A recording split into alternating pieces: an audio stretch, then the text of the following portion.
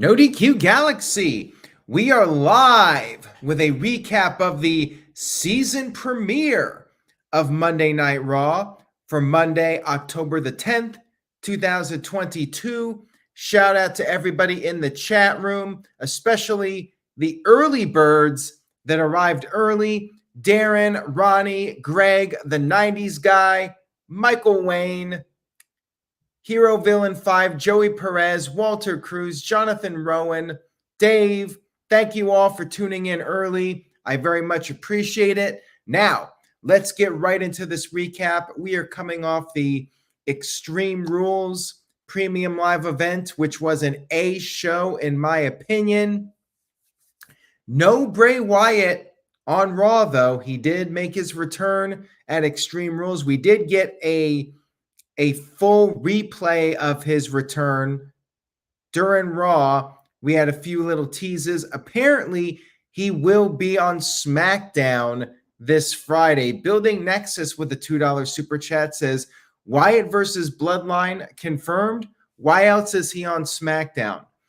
I feel like he's on SmackDown because SmackDown, well, is the show that has more viewers, number one. And number two, I think Raw was such a loaded show that maybe it was a better decision to hold off on him until SmackDown and give SmackDown something significant for people to tune in and see. Just a guess on my part. Anyways, we kicked off with DX. This was DX's 25-year anniversary celebration. You had Shawn Michaels, X-Pac, and Road Dogg Jesse James. They were backstage in the DX clothes, the t-shirts, whatnot. Triple H, however, was in work clothes. He said that he has to run the show. They have sponsorships. He told them to have fun, but no cursing. Do not talk about genitals. Shawn Michaels, of course, responded by swearing. His profanity was getting bleeped. And then they revealed that there were 4 cocks hanging out right off camera. The camera panned over, and yes, there were indeed 4 cocks, 4 chickens, 4 toy chickens laid out right next to Triple H's setup. So yeah, this was the opening to Raw. It was fun. The usual DX toilet humor that we all love from these guys. Classic DX stuff. Vintage DX, as Michael Cole would put it. A little bit of nostalgia here. All good fun. We have a new announced team, Kevin Patrick and Corey Graves. And I thought he was fine, Kevin Patrick. Nothing special or anything, but nothing he said really bothered me during the show. I thought he did a decent job. I had no real issues. We had the Bloodline coming out for this season premiere of Monday Night Raw, which included the unified Universal Champion, Roman Reigns. Reigns was not pleased with Jey Uso. We got this storyline going on. Roman said that the loudest in the room is also the weakest in the room, and asked if Jey Uso is a fool. That's when Sami Zayn quickly interrupted, said that he wanted to handle the situation. Reigns told him to go ahead. And Sami Zayn said that Jay's behavior has not been very Usy. Said that they are all pretty cool. He needs Jey Uso to be cool as well. Jay looked over at Reigns, and that's when Matt Riddle interrupted.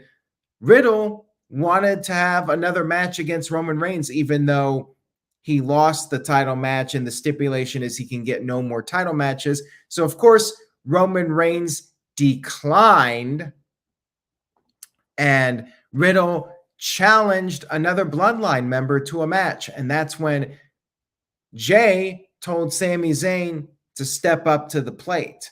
And that's when the match was set. We had Sami Zayn versus Matt Riddle announced as the main event match of Monday Night Raw. We had an Extreme Rules video package recapping all the matches, and then we had our first match of the evening, which was Johnny Gargano going up against Austin Theory, former teammates in the way. Theory tried to finish off Gargano early. He took down Gargano and dropped him on the apron, got the upper hand for a while, was trash talking, but then Gargano started to make a comeback. They traded blows. Theory put on the Gargano escape, but Gargano countered with a pin attempt. Theory kicked out, and then Gargano applied the Gargano escape, but Theory was able to get out. However, he got hit with a super kick, and then Gargano hit a DDT on the floor, and then got Theory back in the ring, hit the one final beat, and scored the 1-2-3 victory. Johnny Gargano picks up the win over Theory, which I'm glad Gargano's winning matches, but man, Theory continues with the losing streak. Definitely doesn't seem like he's going to become a future WWE champion at this point. Feels like it's more likely that he'll drop the briefcase with the way things are going. If he is going to be WWE champion at some point, you really need to have him start winning some matches. Just saying. Calvin Bowman says, why did Jimmy Smith leave WWE? Because WWE decided to change up the announcers, bottom line, and Jimmy Smith was the odd man out. We had Rey Mysterio versus Chad Gable, and you had Gable with some early momentum, but then Rey did his sunset flip power bomb on the outside of the ring, sending Gable into the barricade, but then Judgment Day, specifically Dominic and Rhea Ripley, arrived. Gable took control for a while, put on the ankle lock, but Rey was able to send Gable to the outside. Rey went for a dive, but Otis got in the way. Otis caught him. However, Rey was able to escape, and he sent Otis into the ring post. And then back in the ring, Rey hit Gable with the 619, hit a splash, and picked up the victory over Chad Gable. So Chad Gable basically putting over other people at this stage of the game. And then afterwards, you had Dominic getting into the ring. He kept daring Rey to hit him. Rey was not going to do it. Dominic slapped him and shoved Rey, but Rey started to walk away. And then Dominic, he attacked Rey. Rey still wasn't fighting back. You had Damian Priest and Finn Balor arriving, and Rey was fighting off Balor and Priest. But then once again, Dominic dared Rey to hit him, and Dominic attacked Rey once again, and he hit Rey with a 619. So yes, the storyline continues. Rey's still refusing to attack or fight his own son. And I disagree with Darren G. I'm really enjoying this storyline, and I like that they're not blowing it off too quickly here. I really think they could somehow save this for WrestleMania, and that would be a very fitting match to do. So far, I'm not losing interest. I'm very invested in this, and I think they're doing a great job, and Dominic's getting a ton of heat. Dr. Dakota Scorpio sent in a $2 super chat, says, say no to New Japan, but say yes to no DQ for Walter. Wow. Well, thank you for that. You might get some hate, but I'm not going to say anything good or bad about New Japan. I don't watch it, so really have nothing to say about it. And you got to have patience, Darren G. You got to let the storyline play out and, WrestleMania is a great spot for them to do this match. You definitely don't want to just have it randomly take place at some random show. So we had Judgment Day after the commercial break, cutting a promo, talking about how they run Monday Night Raw. Balor got on the mic, said he stopped the Edge return party, and then Balor said that he made Edge quit. He's too legit to quit, Balor that is. He showed footage from the match, and then Rhea talked about what she did to Beth Phoenix, giving her the concerto, said that that's just a little sample of what she's capable of. And then Dominic started talking. He was getting some heavy boos. And then Balor talked about AJ Styles, said that he hoped AJ Styles reconsidered about Judgment Day. That's when AJ Styles arrived. Styles came into the ring and said that Balor is right. AJ said that he's been alone for far too long. He needs friends. He needs family. He got down on a knee, and then Balor lifted him up, and the two of them hugged.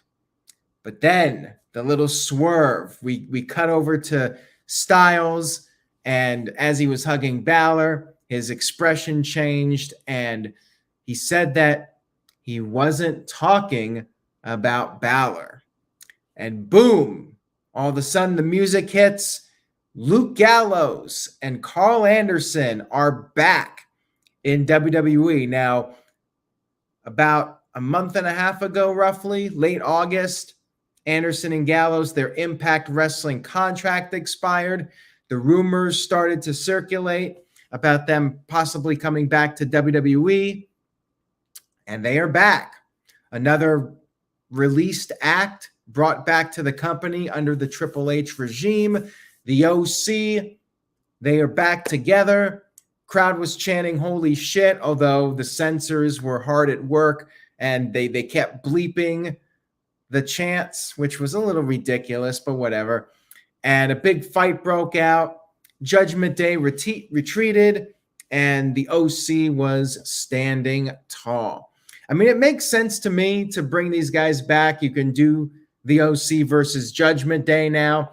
Felt like Styles was kind of just a guy on Monday Night Raw, and this builds up his stock, and we'll see what happens. Anderson and Gallows, they got cut.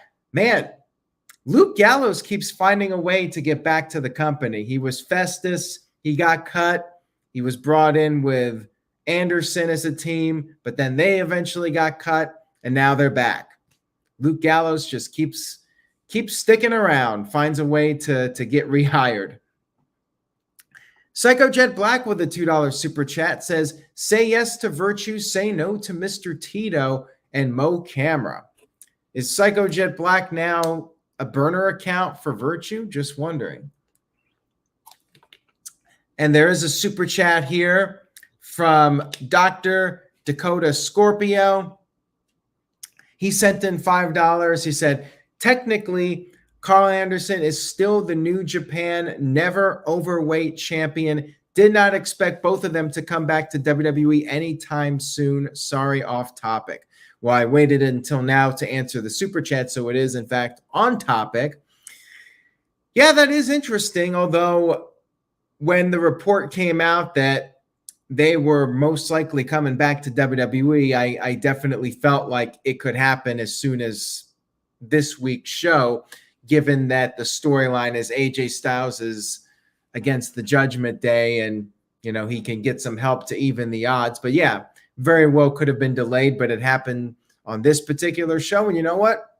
Brooklyn, New York, Barclays Center, I thought was a good place to do it. They got a pretty strong reaction. The holy shit chants worked out nicely for them. So yeah, thumbs up for this. Very good segment here. Moving on, we had Bayley with Damage Control backstage, and Bayley vowed to kick Candice LeRae's ass, and Dakota Kai said they're going to punish Bianca Belair until Bayley gets the title, and that led up to Bayley versus Candice LeRae in a singles match. And Candice was getting in some offense, but then she started selling the knee. Bayley targeted the knee, and then Bayley went for the rose plant. However, Candice was able to counter it into a 1-2-3 pin. So Bayley loses 2 shows in a row, lost at Extreme Rules, lost again here on Raw, but then Damage Control showed up after the match. They attacked Candice 3-on-1. Bianca Belair ran down to make the save. However, she was overwhelmed, and it was 3-on-2, and Damage Control stood tall. Now, Bianca won the match 3-on-1, but somehow she was not able to get the best of Bayley and Damage Control on this show. But yeah, good angle here. And I'm glad Candice got a win this week. And Bayley, I mean, she'll do all right. She'll be okay losing this. It's not going to hurt her too much. So I thought this was fine. And then we had The Miz backstage with his wife, Maurice, and he said that he's concerned about Dexter Loomis. But Maurice had a gift for him, a baseball bat to fight off Dexter. We had The Miz's birthday celebration. We had several gifts. Miz was opening them, but then one of the gifts he opened turned out to be the head of Dexter Loomis.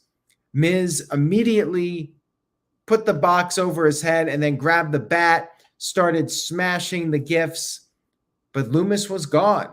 Then all of a sudden, Loomis appeared behind The Miz, put on his submission, and Maurice ended up getting knocked into the cake. Miz managed to escape. Crowd was chanting, "Eat the cake." So that's exactly what Dexter Loomis did. He ate the cake, and the crowd popped big for it. Segment was very predictable, but it was fun. I was fine with it. And I feel like they are finally going somewhere with this. And I'll tell you in just a second here. So backstage, DX was giving a pep talk to Omos's opponents. And that's when The Miz showed up. He was pissed off. He wanted to know where Triple H was. And Road Dogg took a little bit of control here. And he proposed a match for next week's show, where it will be Miz versus Loomis. If Loomis wins, he gets his contract with WWE. I guess he's technically not under contract at this point. And if he loses, he'll be gone. We'll never see him again. I think we know how this one's going to go, but maybe we'll get a swerve. That will be on next week's show. We then had Omos in a squash match, and he made very short work of these guys. He pinned them after choke slamming both of them at the same time, continued the attack afterwards. So no real clear storyline direction for Omos. They just have him out there destroying guys. Maybe he'll fight Strowman at some point. Not really sure what they got planned for the guy. We had the replay of the Bray Wyatt appearance, and like I said earlier, he is going to be on Friday Night SmackDown. We then had what was supposed to be Bobby Lashley versus Seth freaking Rollins for the United States Championship. Lashley cut a pre-match promo, talked about being a fighting champion, brought up how he has defeated Roman Reigns and Brock Lesnar and Drew McIntyre, and almost on cue, he mentioned Lesnar's name, and guess what? Brock Lesnar showed up in Brooklyn, New York. He came down to the ring. He said, "Well, holy shit." That's exactly what he said, and it got bleeped. He said, "Good evening, Bobby Lashley," and then he gave him an F5 out of nowhere. Crowd chanted one more time. Lashley was then taken to Suplex City, and then Lesnar put on the Kimura lock, injuring the arm of Bobby Lashley, and then Lesnar finally took his leave. Glad they're doing this. Makes sense to do the rematch since Bobby Lashley does have a W over Brock Lesnar. And then Seth Rollins arrived with his ribs taped up because he was hurt from the senton that Matt Riddle gave him off the top of the fight pit structure. Rollins still wanted his match for the U.S. title. However, Lashley was injured. But then Rollins started with the insults. He said that Lashley is supposed to be a soldier, but he's a disgrace. And not just a disgrace to the U.S. title, but a disgrace to his country. And that was enough for Bobby Lashley to get back in the ring and insist that the title match take place as scheduled. So Lashley immediately went for a spear, but Rollins countered with a pedigree. Lashley kicked out, and then Rollins hit a frog splash. Lashley kicked out again. Rollins missed the curb stomp, and then Lashley did hit his spear. However, he was hurt. He could not make the cover. And then Rollins kicked the injured arm of Lashley. Then Rollins hit not one, but two stomps and finally got the pinfall victory over Bobby Lashley, becoming the new United States champion. Figured we might get a title change here, and it makes sense with the whole Brock Lesnar deal. Get the title off Bobby Lashley, and now Lashley can turn his attentions to Brock Lesnar. We can get that rematch from the Royal Rumble. Good stuff here. I enjoyed it. Hamp Cano sent in a $5 super chat. Thank you, Hamp. I appreciate it. It says, today in history 2010, TNA Bound for Glory ended with Hogan and Bischoff joining forces and the formation of Immortal. Why do you have to remind us of that? Such a bad period for Impact. The whole, what was it? The 10-10 were here with Abyss and all that. Awful. One of the worst storylines of all time, Immortal. The whole Jeff Hardy thing, and then that led to Victory Road. Dark times, man, dark times. Backstage, Bobby Lashley was pissed off. He said what Brock Lesnar did was unforgivable. Okay. And he challenged Lesnar to show up on next week's Raw. And I guess that's when we'll get the setup for Crown Jewel. You know you got to have Brock Lesnar at Crown Jewel. Lashley versus Lesnar. Makes sense to me. I'm game for that. And by the way, speaking of returns, Elias is back next week. I guess the beard has grown in enough, and he will be on the show next Monday night.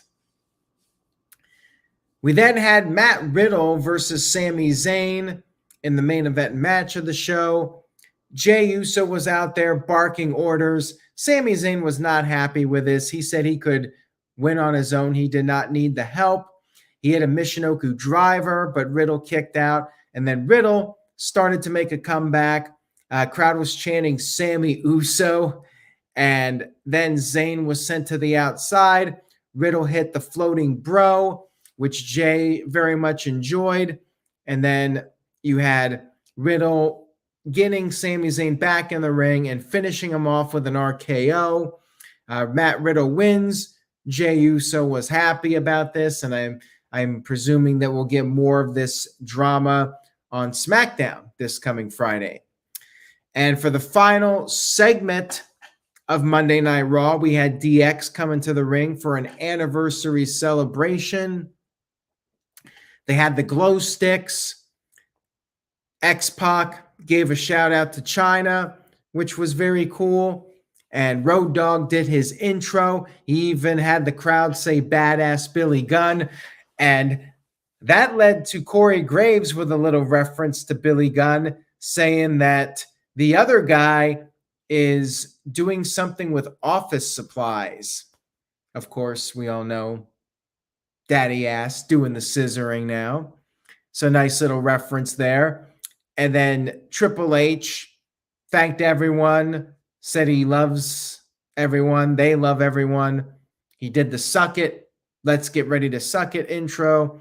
And then Shawn Michaels finished off by saying if they're back in another 25 years, he asked that they get put out of their miseries. And then did the suck it one last time. DX in the four corners. It was pretty short. It was only like a 3 or 4 minute segment. They just came out there and did the catchphrases and saluted the fans. And that was pretty much it. So yeah, I was fine with it. I was kind of hoping they would have done like an angle with somebody at the end. Felt very rushed for the DX anniversary. I was expecting maybe a little bit more. But all in all, a very eventful edition of Monday Night Raw. And Psycho Jet White sent in a $2 super chat. Thank you for that. Says, I was just waiting for the yo listen at the end. I was kind of hoping Triple H would have just, for the hell of it, to break the internet, would have told Road Dogg to scissor him, and they would have done it. Like, I would have popped for that. Like, that would have gotten a lot of people talking. But no, they did not directly mention Billy Gunn on the show other than the little Corey Graves reference. All in all, a very eventful edition of Monday Night Raw. A lot of things happened on the show. Brock Lesnar, the Good Brothers are back, DX celebration, new United States champion. So I'm going to give the show an A-. I thought it was one of the best Raws of the year. Obviously, a show that cannot be done every single week. You cannot bring back DX every week. You cannot change the United States title. But I would say that this was definitely one of the top tier Raws of the year and worth your time to check out. A lot of interesting developments and teases for the future. So yeah, very strong show this week. And it didn't drag really. And if the 3-hour Raw moves at a pretty quick pace, then I definitely have to give it credit. The roster's definitely getting stacked. Like Triple H keeps bringing back guys, and I feel like it's going to end up right back at 2019, where Triple H is going to end up bringing back most of the people that were released, plus the people that are already there, and plus people coming in from NXT. So could be a problem where they start to overload the roster again. Psycho Jet Black sent in a $2 super chat. Says, I have a fan now. That's one more than EC3 has. Ouch.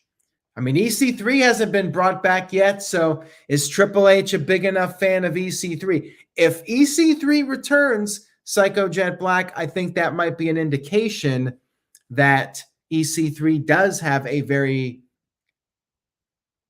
powerful friend in Triple H. But time will tell on that one. Hasn't happened yet, and I'll be a little bit surprised if EC3 comes back. If he does, then you know Triple H thinks highly of the guy. Psycho Jet White, what is going on here? Psycho Jet White says, who the hell is Psycho Jet Black? I came from Jeff's. This is getting weird now. We got Psycho Jet Black, Psycho Jet White. Anyways, guys, that's it for Raw. I enjoyed the show a lot. Extreme Rules, Raw, strong shows. WWE's doing well right now. SmackDown's looking pretty fun with Bray Wyatt on the show. Next week's Raw should be fun. Elias is back. Dexter Loomis versus The Miz. We're finally getting some progression with that storyline.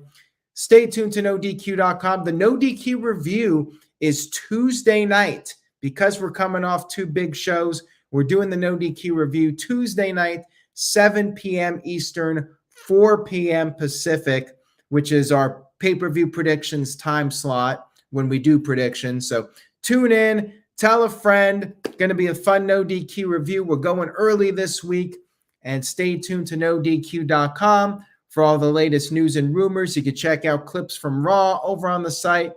Take care, everybody. And remember, say yes to NoDQ.com, and I will see you all next time.